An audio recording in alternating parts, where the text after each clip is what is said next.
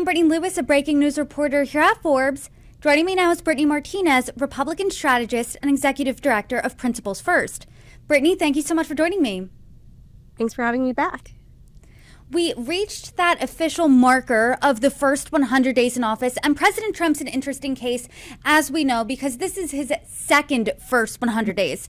And I want to talk about what he's done in this time. He signed dozens of executive orders, started, paused, and ratcheted up global trade wars.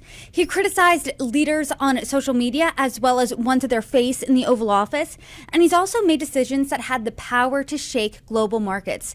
I'm curious, how exactly would you characterize President Trump's first 100 days in his second term? What grade would you give that if it was a report card? Well, we could do pass fail, not the pass one.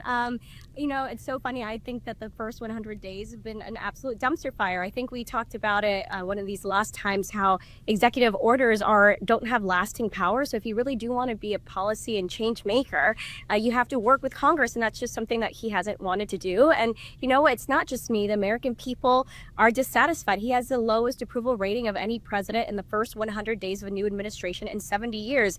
That is incredible in a terrible way. And he's very, very careful about his image. And so I'm sure he's looking at some of these poll numbers that are coming out and trying to see where he might be able to make some adjustments. Where do you think he needs to make some adjustments? Because I want to talk about those numbers just a little bit. ABC News, Washington Post, Ipsos released this poll that shows President Trump has the lowest approval rating at this 100-day marker than any president in over 8 decades. So that means Trump 2.0 has a worse approval rating than Trump 1.0. Why do you think that is, and what do you think needs to be changed ASAP? I think a lot of people who voted for him were on the fence. They weren't happy with Biden. Harris only had a few months to try to get it together. I don't think she was able to. And they said, you know what, let's just give Trump another chance, even though he's someone who is very divisive, obviously.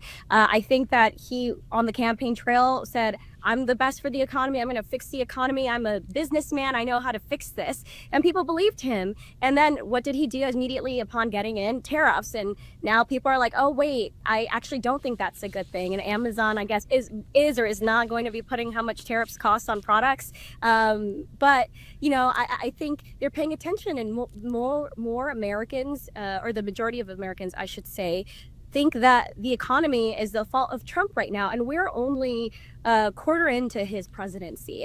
And I guess my recommendation would be do tax cuts. That's what he should have done first before tariffing everybody, right? And we have the budget coming up and those sorts of things.